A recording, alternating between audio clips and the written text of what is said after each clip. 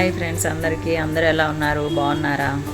నేనైతే కొంచెం పర్లేదు, ఇప్పుడు ఆరోగ్యం బాగుంది, కొంచెం బాగుంది. అంటే నాకు ఈ మధ్యన రీసెంట్గా లాస్ట్ మంత్ చాలా హెల్త్ బాగాలేదు, అంతకు పై నెల కూడా బాగాలేదు. మే నెలలో కొంచెం బాగోపోతే ఊరది వెళ్ళాను. మీ అందరికీ తెలుసు, చాలామందికి తెలుసు ఆల్రెడీ. నేను వీడియో చేయడం కూడా జరిగింది. ఓకే, అది కొంచెం తగ్గిందిలే అనే లోపు లాస్ట్ మంత్ నాకు ఏమైందంటే సడన్గా బ్యాక్ పెయిన్ వచ్చింది. చాలా అనమాట, అది భరించలేనంత పెయిన్. ఆ పెయిన్ భరించలేక అప్పటికప్పుడు హాస్పిటల్కి వెళ్ళడం జరిగింది. వెళ్తే వాళ్ళు ఏం చేశారంటే ఫస్ట్ సెలైన్ బాటిల్స్ అవి ఎక్కించారు. ఎక్కించిన తర్వాత ఒక 4 బాటిల్స్ ఎక్కించారు. ఎక్కించిన తర్వాత ఏం చెప్పారు, సిటీ స్కాన్ రాశారు. సిటీ స్కాన్ తీయించాము. తీయించిన తర్వాత ఏం తేలిందంటే యాక్చువల్గా మా అమ్మగారికి షుగర్ ఉంది. అంటే ఈ ఏజ్లో మనకి షుగర్లు వచ్చేస్తాయని నేను అంతగా ఎక్స్పెక్ట్ చేయలేదు. అంటే ఎప్పుడు వస్తుందో ఎప్పుడు రాదు అనేది మనకు తెలియదు అనుకోండి. సో నాకు షుగరు యాడ్ అయ్యి ఆ షుగరు కిడ్నీ మీద ఎఫెక్ట్ అయ్యి కిడ్నీ వాపు వచ్చి ఇన్ఫెక్షన్ అయింది. అది నాకు తెలుసుకోలేకపోయాను నేను. అంటే పెయిన్ వచ్చినప్పుడల్లా ఏం చేసేదాన్ని అంటే పెయిన్ వస్తుంది, బ్యాక్ పెయిన్ ఎందుకు, జర్నీస్ చేయడం వల్ల ఏమో, లేకపోతే బయటికి తిరగడం వల్ల ఏమో అనుకుని ట్యాబ్లెట్ వేసుకుని పడుకుని పోయేదాన్ని. అది తగ్గిపోయేది. అంటే మెయిన్ ఎగ్జాంపుల్ ఏంటంటే, నేను ఇంజెక్షన్ అంటే నాకు చాలా భయం వల్ల నేను హాస్పిటల్కి వెళ్ళేదాన్ని కాదు. మెయిన్ మ్యాటర్ అది. ఫస్టే నేను హాస్పిటల్కి వెళ్ళుంటే నాకు ఇంత పెద్ద ప్రాబ్లం అయ్యేది కాదు. చాలా డబ్బులు ఖర్చు అయినాయి. డబ్బులు పోయినా మళ్ళీ వస్తాయి అనుకోండి, కాకపోతే లక్షల్లో ఖర్చు అయినాయి. అదనమాట. వెళ్ళాము. కాకపోతే నాకు మీకు ఎందుకు చెప్తున్నానంటే, నాకు ఇలా జరిగింది. మన అనుకునే వాళ్ళు ఎలా ఉంటారంటే, మనం మాత్రమే మన వాళ్ళు అనుకోకూడదు, వాళ్ళు కూడా మనల్ని మన వాళ్ళు అనుకోవాలి. అది అంటే అది ఫ్రెండ్షిప్ అవ్వచ్చు, లాంగ్ రిలేషన్షిప్ అవ్వచ్చు, లేదా ఇంట్లో వాళ్ళు కావచ్చు, రక్త సంబంధికులు కావచ్చు, ఎవరైనా కావచ్చండి. డబ్బు లేకపోతే మనకి విలువ లేదు. ఇదివరకు రోజుల్లో మనిషికి విలువండి. పలానా వాళ్ళంటే ఓకే అబ్బా అలాగా ఇలాగా అని అప్పటి రోజులు. ఇప్పటి రోజుల్లో మనకి డబ్బు ఎంత ఉంది, ఆస్తి ఎంత ఉంది, బంగారం ఎంత ఉంది అవి చూసి ఇంట్లో చుట్టాలు, రక్త సంబంధికులు, ఫ్రెండ్స్, కొలీగ్స్ ఎవరైనా కానీ మనతో మూవ్ అవ్వాలంటే మెయిన్ మనీ ఉండాలి. Money important. సో నా దగ్గర ఆ దేవుడి దయ వల్ల నేను ఎన్నాళ్ళు నా ఇండస్ట్రీలో చిన్నవో పెద్దవో ఏవో మంచివో చెడ్డవో ఏవో షూటింగ్లు చేసుకొని, డబల్ మీనింగ్ కావచ్చు, షార్ట్ ఫిలిమ్స్ కావచ్చు, ఏవో ఒకటి చేసుకొని సంపాదించాను. సంపాదించిన డబ్బుతో నేను ఈరోజు బాగు చేసుకున్నాను. నాకు అంతకుముందు బాగోపోయినా మళ్ళీ ఇప్పుడు బాగోపోయినా కానీ నా ప్లేస్ ఉంటే ప్లేస్ అమ్మిన డబ్బులతో సహా అన్నీ నేను అవగొట్టేశాను ఫ్రెండ్స్. అంటే ఎందుకు చెప్తున్నానంటే, ముందు మన కోసం మనం బతకడం నేర్చుకోవాలి. మన వాళ్ళు ఎలా చెప్పాలో తెలియట్లేదు. మన వాళ్ళని ఎవరి కోసం బతకూడదు. మన వాళ్ళు మనతోనే ఉంటారని ఎవరి కోసం మనం రూపాయి ఖర్చు పెట్టకూడదు.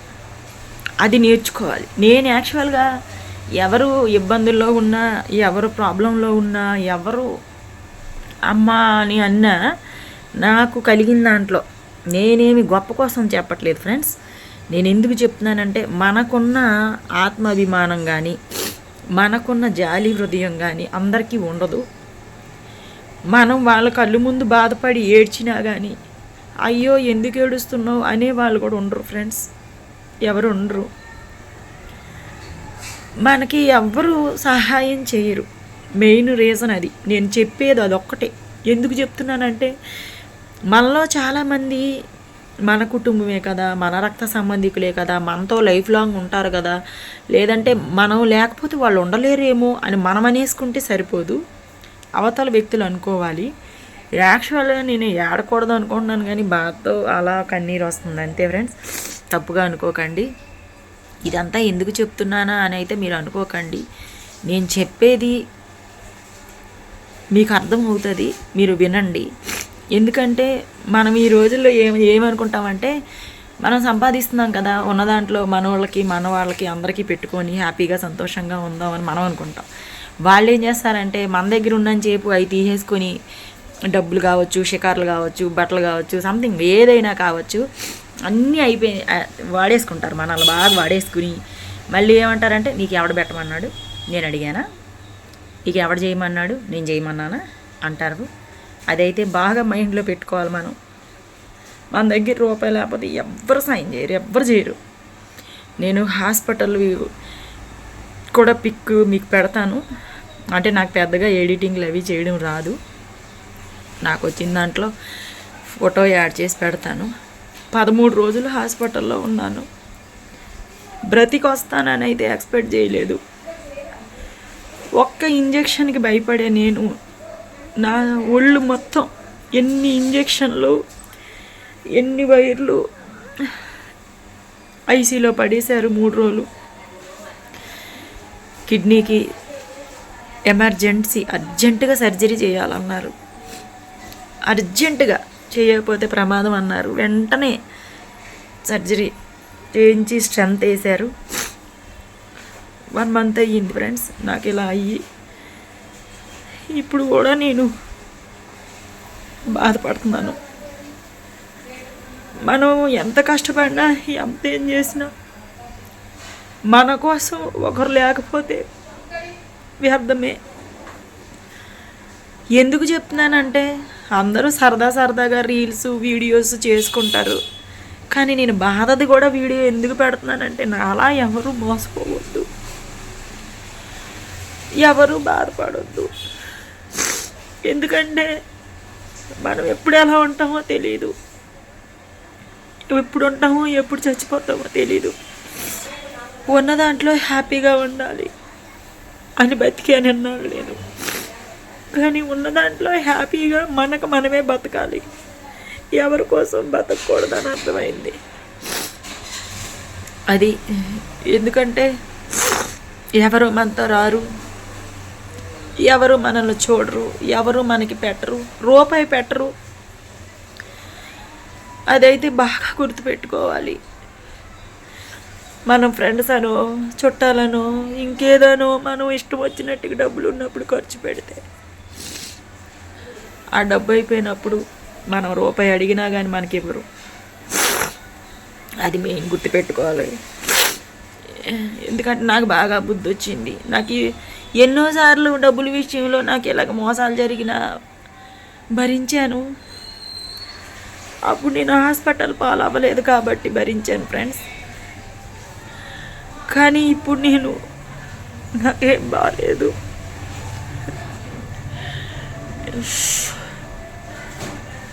ఇన్ని రోజులు అందుకే నేను షూటింగ్స్కి వెళ్ళలేదు, వీడియోలు చేయలేదు, పెట్టలేదు. నాకు హెల్త్ బాగోక ముందు రోజు, అంటే రేపు హాస్పిటల్కి వెళ్తాననగా ఈరోజు వెళ్ళిన షూటింగ్వి, ఒక 2 రోజుల ముందు వెళ్ళినవి వీడియోస్ అప్లోడ్ చేస్తున్నాను. ఏవో షార్ట్స్ అవి అంతే. మొత్తం చెప్పగలిగింది ఏంటంటే ప్రైవేట్ ఆసుపత్రికి వెళ్ళే ముందు కూడా మనం ఆలోచించాలి. ఎందుకంటే అక్కడికి వెళ్ళామంటే మన ఆస్తులు అమ్ముకున్నా కానీ సరిపోవు డబ్బులు, చాలా డబ్బులు ఖర్చు అయ్యాయి. నా దగ్గర ఉన్నప్పుడు నేను అందరూ నా వాళ్ళు అనుకుని నేను అన్ని విధాలుగా కూడా ఇదయ్యాను ఫ్రెండ్స్. కానీ ఈ రోజున నేను ఏడిస్తే నా కన్నీళ్ళు తుడిచి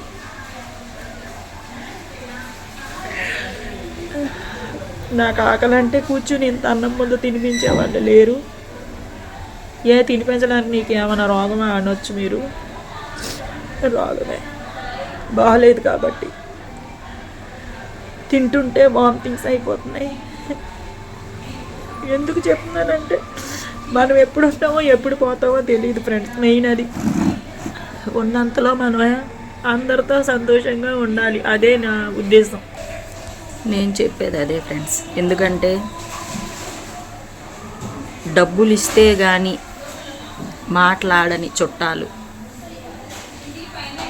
పెట్టుబడి పెడితే కానీ మనతో ఉండని బంధాలు, ఉంటాయి, గుర్తుపెట్టుకోండి.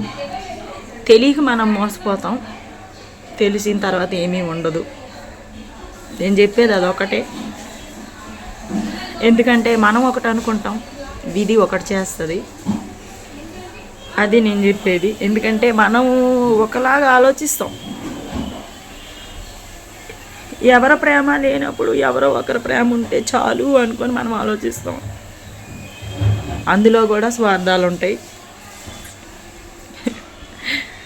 అది మనం తెలుసుకోవడానికి టైం పడుతుంది. తెలుసుకున్న తర్వాత ఏముండదు. అంతే ఫ్రెండ్స్. ఎందుకు మీకు చెప్తున్నాను ఇదంతా అంటే,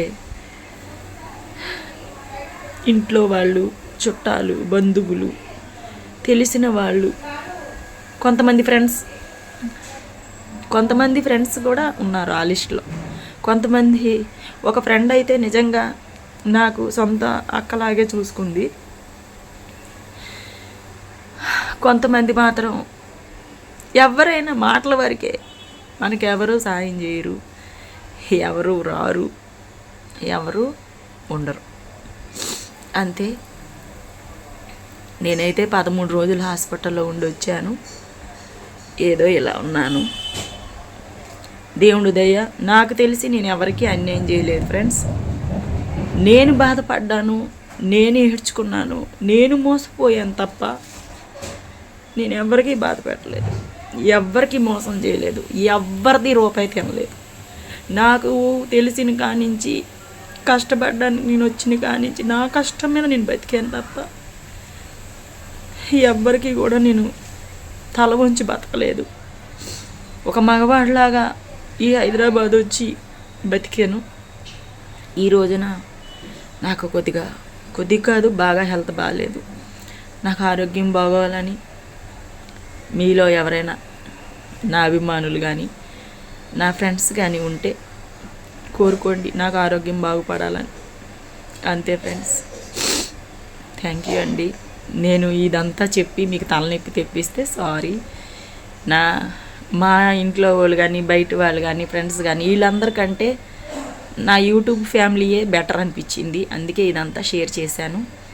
అంతకుమించి ఇంకేం కాదు. సంతోషంగా ఉన్నప్పుడు చెప్పాను కాబట్టి బాధగా ఉన్నప్పుడు కూడా చెప్పాలనిపించింది, చెప్పాను. అందరికీ థ్యాంక్ యూ అండి. ఆరోగ్యం బాగుంటే మళ్ళీ కలుద్దాం.